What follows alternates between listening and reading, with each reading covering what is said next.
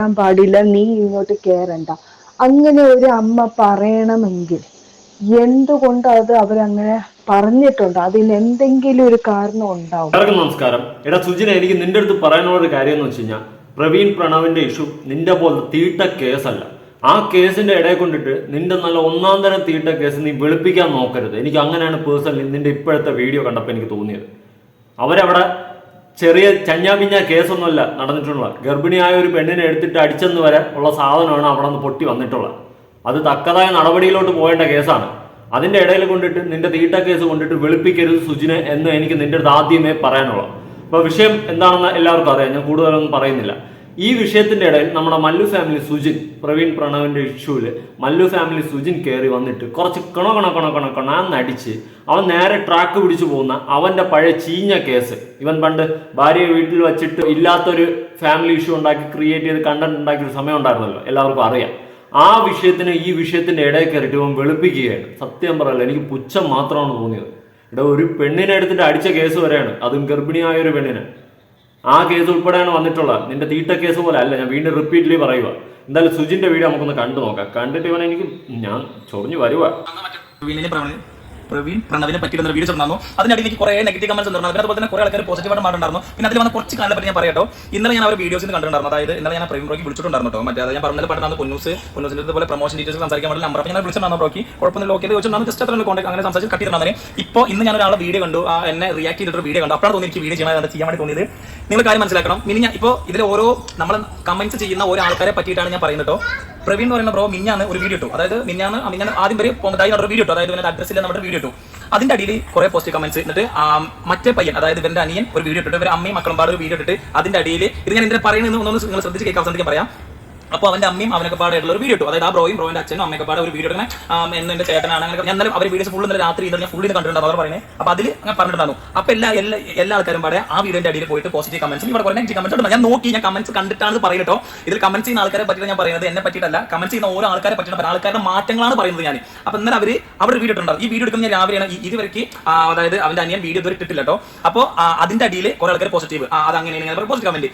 ഇന്നലെ പ്രവീണ് വീഡിയോ ഇട്ടു. അതായത് ഇന്നലത്തെ വീഡിയോ കണ്ടപ്പോൾ എനിക്ക് ശരിക്കും ഫീൽ ആയിരുന്നു. അത് കണ്ടിട്ട് ഞാൻ ഇന്നലെ നെറ്റ് ഞാൻ വിളിച്ചിട്ടുണ്ടായിരുന്നു. ബ്രോ ഓക്കെ അല്ലേ ചോദിച്ചു. എന്നെ അറിയാമെന്ന് വിളിച്ചപ്പോൾ തന്നെ. അപ്പോൾ ഓക്കെ അല്ലേ ചോദിച്ചിട്ടുണ്ടായിരുന്നു. അപ്പോൾ കുഴപ്പമില്ലാന്ന് പറഞ്ഞിട്ടുണ്ടായിരുന്നു. ബ്രോ ഓക്കെ, അത് വീഡിയോ പ്രശ്നമില്ല. അപ്പോൾ നീ വിളിച്ച അവന്റെ അവസ്ഥ അതവിടെ നിൽക്കട്ടെ.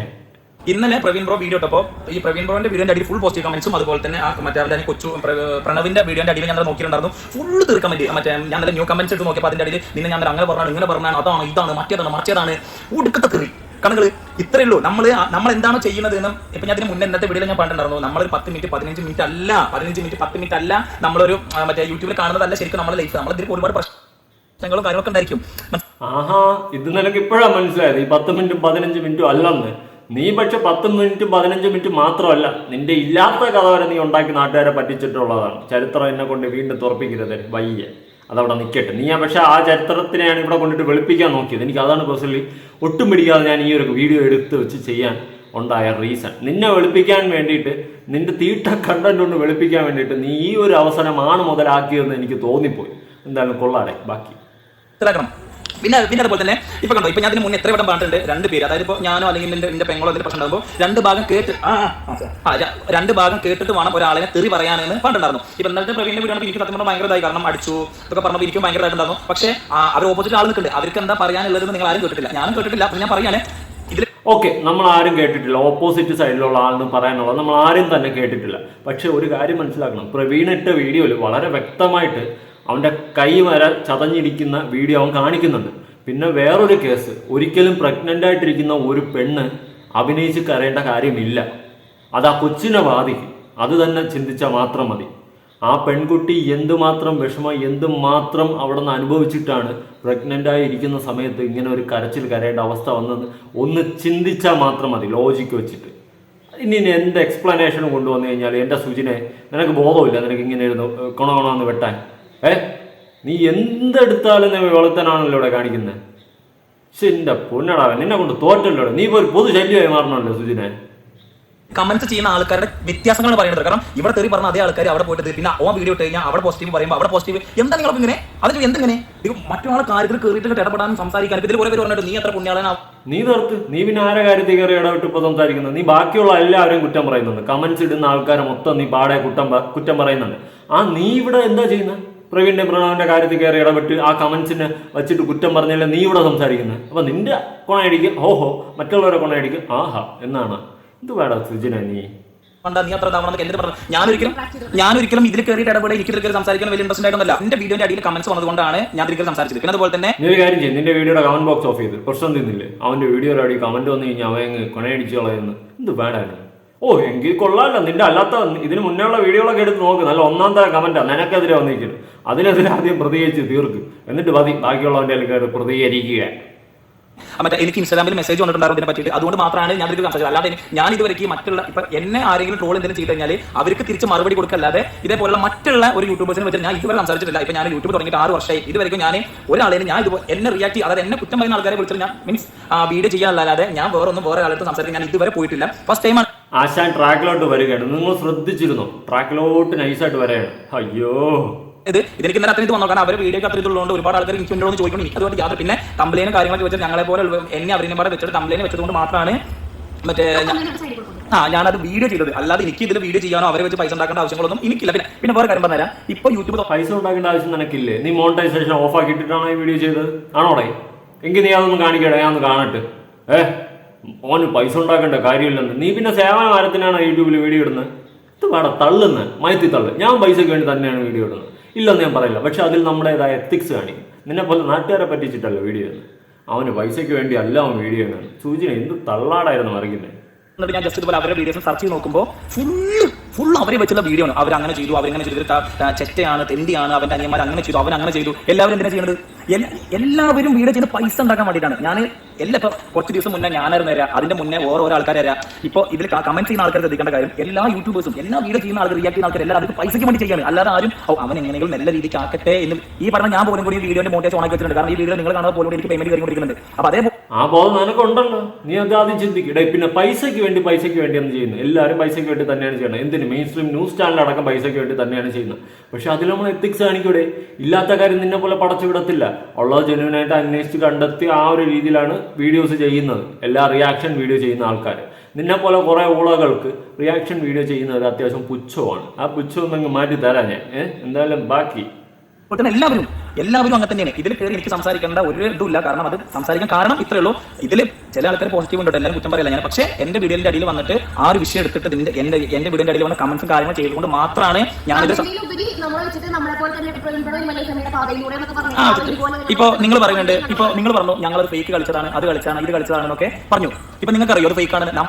അതെ, വിഷയത്തിലോട്ട് നേരെ വന്നു. മല്ലു ഫാമിലിയെ പോലെ. എടാ മല്ലു ഫാമിലി, നിനക്ക് ആ പേരുണ്ടെങ്കിൽ, നീ ഉടായ്പാണ് കാണിക്കുന്നതിന് പേരുണ്ടെങ്കിൽ നീ അത് കാണിച്ചത് കൊണ്ടാണ് നാട്ടുകാർ പറയുന്നത്. മനസ്സിലായോ? അത് മനസ്സിലാക്കാനുള്ള ബോധം നിനക്കുണ്ടായ വളരെ നല്ല കാര്യം.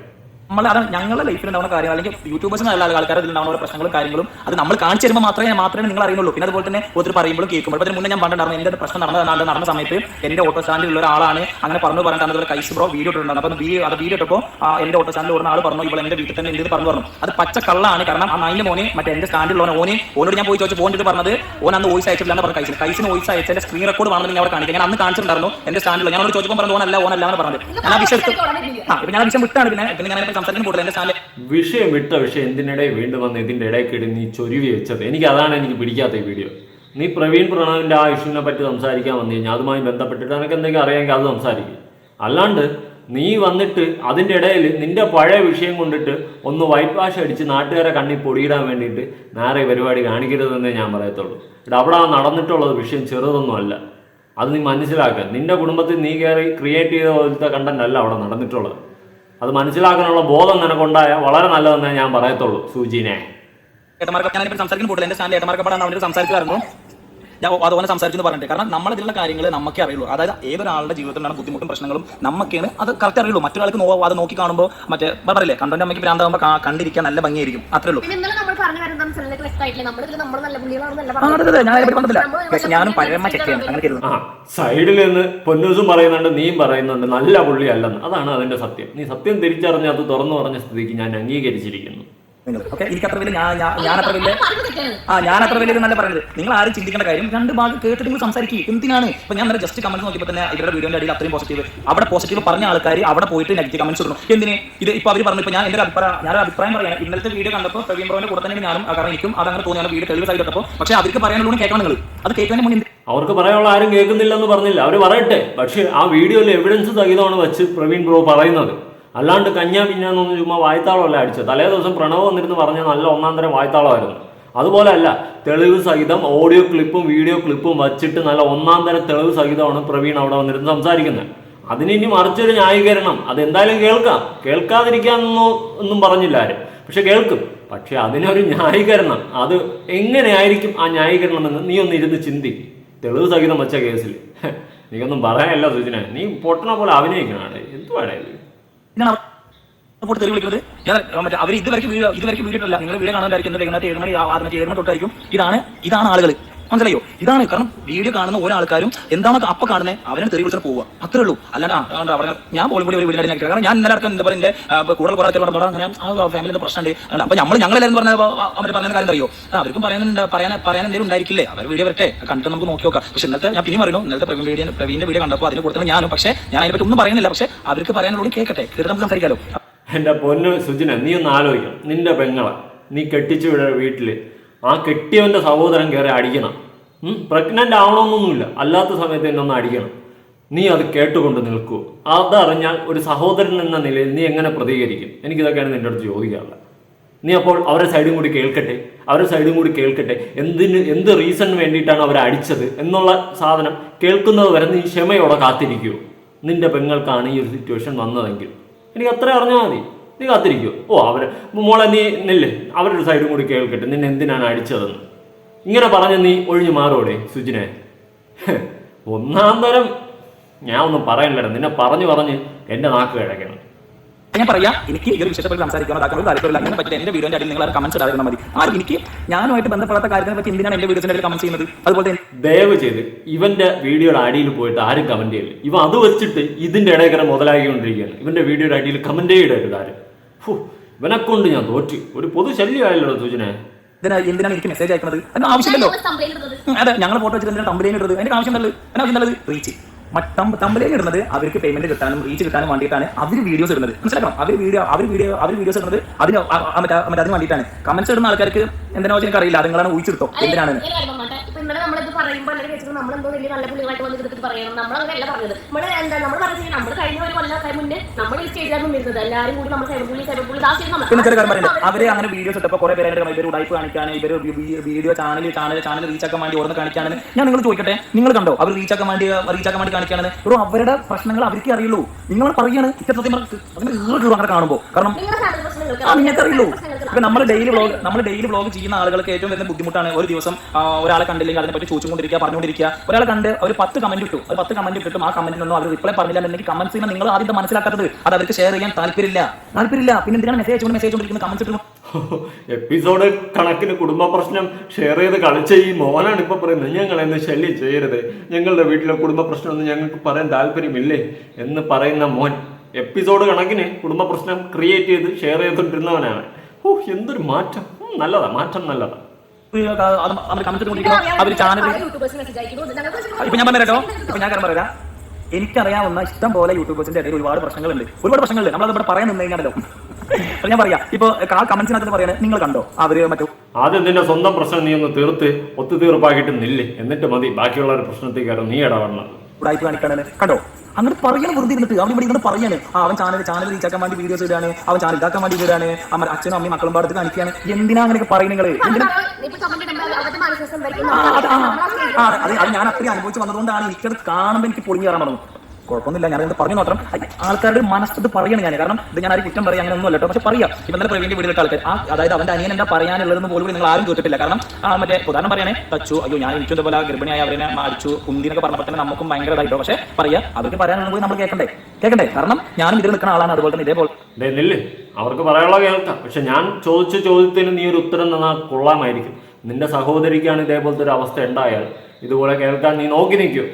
എനിക്കതൊന്നും അറിഞ്ഞാൽ കൊള്ളായിരുന്നു.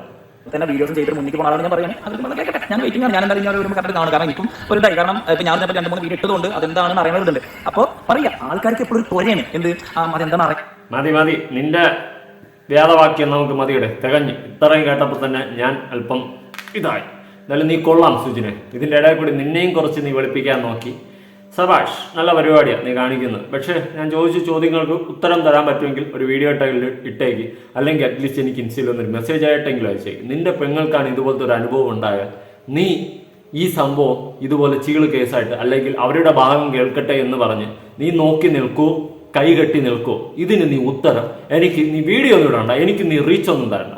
പക്ഷെ നീ ഇൻസ്റ്റയിലെങ്കിൽ എനിക്കൊരു മെസ്സേജ് അയക്കണം. അതാണ് എൻ്റെ ഒരു ആഗ്രഹം. എന്തായാലും നിങ്ങളുടെ അഭിപ്രായങ്ങളും കാര്യങ്ങളും ഉറപ്പായിട്ട് താഴെ പുതിയ വീഡിയോ ആയിട്ടാണ്.